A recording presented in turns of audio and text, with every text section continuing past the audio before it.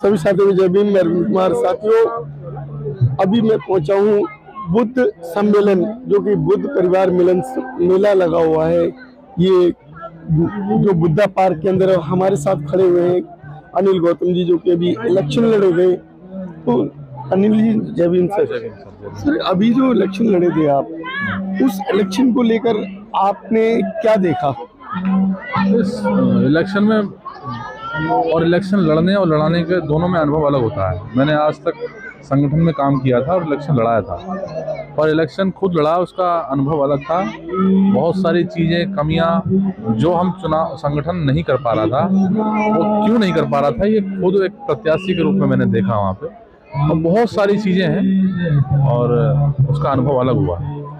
तो जैसे अभी आपने जो इलेक्शन में भाग लिया, उस इलेक्शन में भाग लेने से आपने जो अनुभव किया और जो पहले का जो आपका अनुभव है, उसमें क्या फर्क है? देखिए, सबसे पहले तो लोग जो है ना, बिखराव की स्थिति है। लोग बहुत ज़्यादा लोग जो है ना, अभी बहुत कम समय में बहुत अच्छा रिजल्ट देखना चाहते हैं, और हमारे लोग स्थिर नहीं है, मेहनत नहीं करना चाहते। विचारधारा को लेके सिर्फ नाम है, लोग कहीं भी नहीं है। हमारे सोशल मीडिया के अलावा लोग हमारे कहीं भी नहीं है। कोई आंदोलन हो जाए तो फिर उनको लगता है कि यहाँ जुड़ना चाहिए, जबकि सबसे बड़ा आंदोलन ये चुनाव की भूमिकाएं होती है। अगर इसमें रिजल्ट नहीं, इसमें स्थिर नहीं, इसमें एकजुटता नहीं है, तो फिर आपके आंदोलन को गति नहीं मिल सकती है। तो बहुत कमियां हैं, वो मैं ऐसे नहीं बता सकता आपको। आपने जो इलेक्शन में जो पार्टिसिपेट किया था, इलेक्शन में आपको कितने वोट पड़े टोटल? अब देखिए, अनुमान तो बहुत ज़्यादा था, और अब ईवीएम ने बताया कि भाई 650, वरना 500 लोग तो मेरे साथ रोज थे, काम करते थे, समाज के लोग जिनके वोट थे। पर मैं, अब क्या करें, साहब ने कहा था भाई पहला चुनाव हारने के लिए होता है, दूसरा चुनाव हराने के लिए, और तीसरा जीतने के लिए होता है। संघर्ष मेरा अभी भी जारी है, और फिर जो कमियां रही उस पर हम काम करेंगे। जो आपका जो समाज है वो भटकाव में क्यों चला जाता है, क्या वजह है? तो वो समाज किसी एक नेतृत्व की कमी है। नेतृत्व के साथ अभी एक नेतृत्व से जुड़ा नहीं है समाज, और जुड़ने में वक्त लगेगा।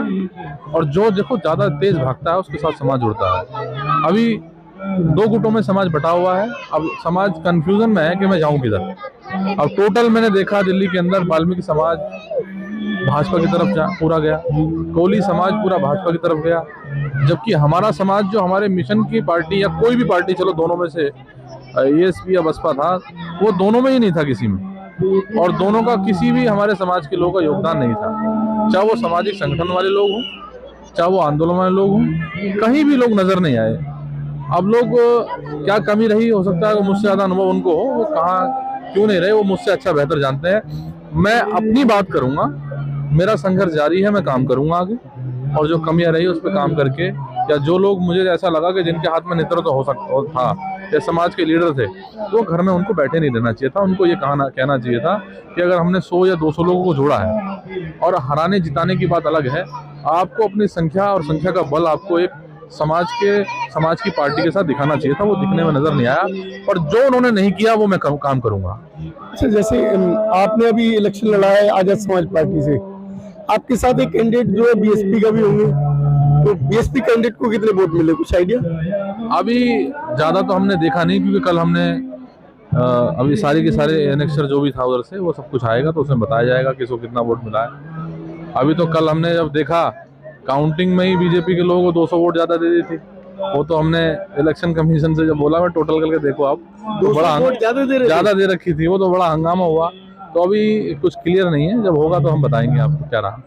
मतलब वोटिंग ईसीआई में जाके देखो, आपको सब पता चल जाएगा। काउंटिंग में भी गलत आ रहा है? बिल्कुल 100% ऐसा होता है, और उसके बाद कोई पूछने वाला नहीं है किसको कितने वोट मिले। ईवीएम तो कोई भगवान तो है नहीं कि बाहर निकल के कह देगा कि भाई 200 वोट तुमने ज्यादा दिए। वो तो ईवीएम ने बता दिया, जब कैलकुलेशन आती है राउंड के अंदर, उसमें अपने आप लिख देते हैं ज्यादा। मतलब ये भी अनुभव है। अच्छा, इसका कुछ ऐसा भी असर देखा गया कि आप लोगों की जो समाज में वोट है वो दो पार्टियों में बट गया, उसका भी कुछ नहीं? समाज कितना है? 40,000 तो जाटव समाज है सीमापुरी में। अगर हजार वोट भी अगर दोनों पार्टियों को मिला है, तो क्या 39,000 समाज कहाँ था? चलो 39 नहीं पड़ता, 30 पड़ता है, तो समाज कहाँ था? समाज किसके साथ है? तो भाई 40,000 वोट आपके सीमापुर क्षेत्र में। बाबा साहब अम्बेडकर को जिन्होंने ये फैशन बताया और अपमान किया, सबसे ज्यादा समाज वोट उसको दे रहा है। तो आप देखिए कि समाज जा कहाँ रहा है। तो समाज के जो नेतृत्व करने वाले लोग, उनको सोचना चाहिए। अगर नहीं सोचेंगे तो ये बुद्धा जयंती पार्क में ये मेला करना, तालकटोरा स्टेडियम में बड़े बड़े सम्मेलन करना, जंतर मंतर पे आंदोलन करना, ये बेकार है इनकी। क्योंकि देखिए, मेरा अनुभव है, जिनकी उम्र जा रही है, रिटायरमेंट के बाद जो लोग समाज संगठन को संभाल रहे हैं, वो सिर्फ अपना समय निकाल रहे हैं और जो वक्त और समय के हिसाब से समाज को एकजुटता देनी चाहिए, एक लाइन में समाज को खड़ा करना चाहिए, नहीं कर रहे हैं। ये बहुत गलत है। इन सम्मेलनों का कोई फायदा नहीं है। सम्मेलन तब सफल होंगे जब राजनीतिक ताकत आपके हाथ में होगी। उस पर कोई ध्यान ही नहीं दे रहा, क्योंकि अगर ये सोचते हैं कि चलो सरकार किसी की बने, 12 में से अगर एक भी हमारा जीत के आ जाए तो हम उसके पीछे लग लेंगे, उसको नेता बना लेंगे, उसको अपने कार्यक्रमों में चीफ गेस्ट बना लेंगे। ये बिल्कुल सरासर गलत है। ऐसा नहीं करना चाहिए। मेरा अनुभव है, हो सकता है मैं गलत हूँ। आपने जैसे बात कही कि जो आपका वोट, तो जो 40,000 39,000 आप बता रहे हैं संख्या, 39,000 में आपको कुल 624 बता रहे हैं जो वोट मिले। बीएसपी को भी लगभग इतना ही मिला होगा। तो बात बाकी आपका समाज क्या भूखा नंगा है, उसकी वजह से उस पहले में चला गया जो मतलब रेवड़ियां बांट रहे थे। समाज जो है भूखा नंगा तो घर नहीं है, बहुत संपन्न है, हर व्यक्ति को पता है। पर समाज जो है, अब मैं क्या बोलूं यार आपको, मुझे बोलना नहीं चाहिए।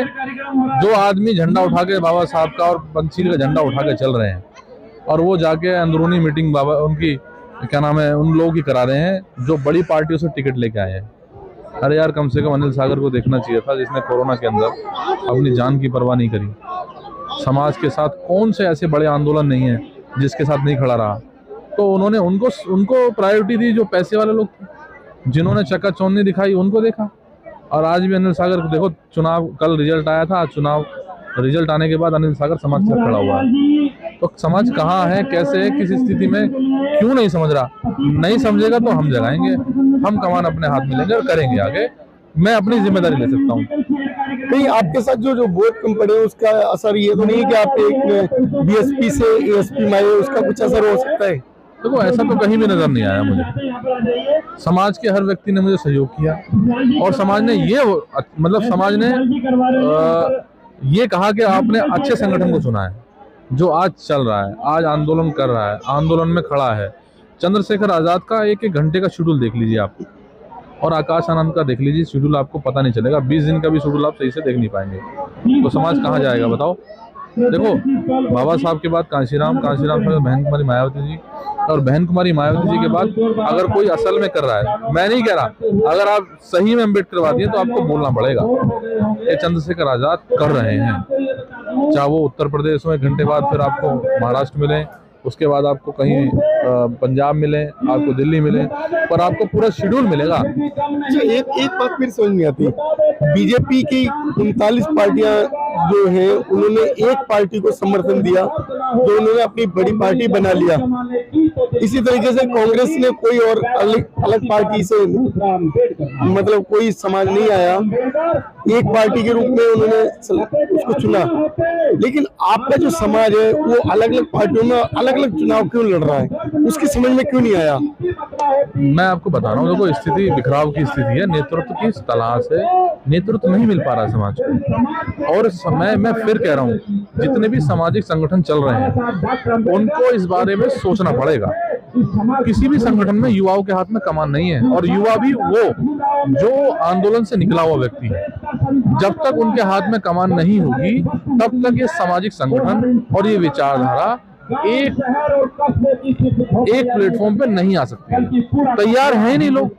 जो लोग तैयार हैं वो लोग जो है, हम जैसे लोग इधर उधर भटक रहे हैं।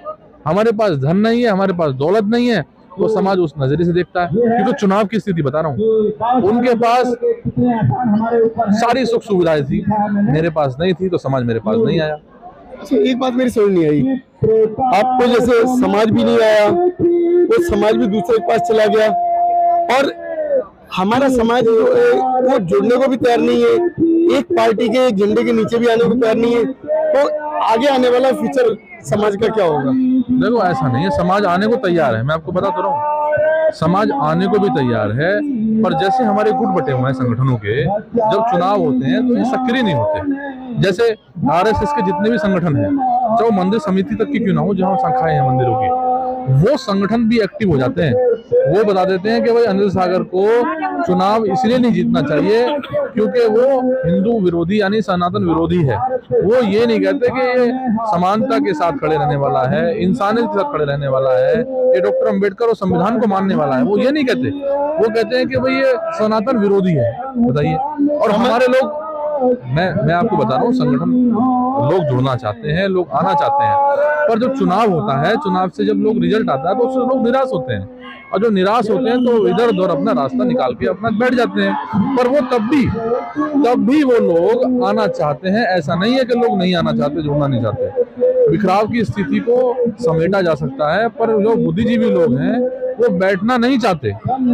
तो फिर जब आपने कहा बैठना भी नहीं चाहते और समाज एकजुट होना भी चाह रहा है, एकजुट कैसे मान सकते हैं इसको, क्योंकि जब वोट ही नहीं आ रहा है, ऐसा कुछ कह सकते हैं? मुझे बताएं। देखो, इनके बीच का रास्ता निकाला जाएगा।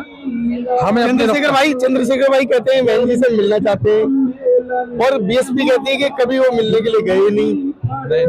बीच का रास्ता कैसे निकालोगे? बीच का रास्ता ऐसा निकलेगा जब बहन जी नहीं मिलेंगी और हम जैसे लोगों को भी दरकिनार कर दिया जाएगा। मुझे भी किया है, मैं उनकी बात भी नहीं करता। मैं कह रहा हूँ कि हमें बीच का रास्ता निकाल के समाज से खुद मिलना पड़ेगा। और मैंने जो फैसला लिया, हमने ये सोचा कि जितने भी सामाजिक संगठन देश के, दिल्ली के हैं, उनके साथ बैठ के तालमेल बनाया जाएगा। उनसे पूछा जाएगा कि भाई क्यों आपका जमीर बना हुआ है, क्यों आप नहीं सोचते हैं एक दिशा में, क्यों नहीं आते हैं आप? चलो कुछ भी हो, छोड़ो, एक अम्बेडकरवादी लोगों का गुट तो बनाओ, उनसे तो चर्चा करो।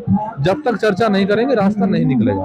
आप एक बस्ता आपने लिया, उसका नाम था ये बौद्ध महासभा, आपने दूसरा बस्ता लिया, इसका नाम था पंचशील सभा, आपने दूसरा बस्ता लिया अम्बेडकर सभा। इससे काम नहीं चलेगा।